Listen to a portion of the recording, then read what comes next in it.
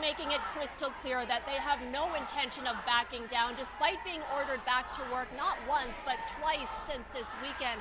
All of this over unpaid work and fair wages, according to the union. CUPE national president saying that they're standing up for the right to collective bargain and says they're ready for the consequences. And if it means folks like me going to jail, then so be it. If it means our union being fined, then so be it. We're looking for a solution here. Our members want a solution here, but that solution has to be found at a bargaining table. Air Canada flight attendants have been on strike since Saturday after talks broke down with their employer the day before. On Sunday, less than 12 hours after the strike was declared, the federal government stepped in, ordering binding arbitration and a return to work. But the union defied the order, calling the move unconstitutional. Now the Canada Industrial Relations Board has declared the strike illegal, issuing a directive to cease unlawful activities and return to work immediately.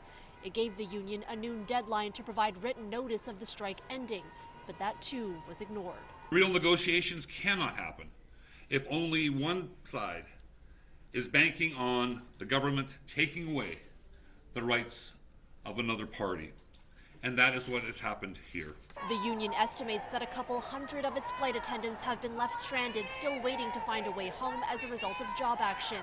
And though they say it's up to the employer to ensure they have a safe way home, the union is providing supports for them. Meanwhile, on the passenger side, frustration is mounting. I can categorically say I will never fly with Air Canada again. Michael was set to fly back to the UK with his family this evening, but says right now it looks like they won't be able to find an alternate flight for another week.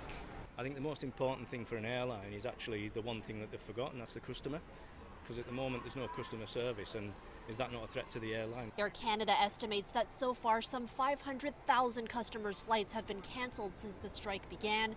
Though the airline was aiming for flights to resume this evening, the planes remain grounded for the rest of the day, with all flights suspended until at least Tuesday afternoon. Air Canada is reportedly considering obtaining a court injunction to enforce this back-to-work order, so it doesn't appear as though the two sides will be back at the bargaining table anytime soon. We also know that Ottawa is now launching a probe into the allegations of unpaid work in the airline sector. As for customers of Air Canada, you're being encouraged not to go to the airport. They say that there's a few things being offered here, either a flight credit or a full refund, or accommodations on an alternate flight, but we know, of course, that those are in high demand right now. At Pearson Airport, Natividad, City News.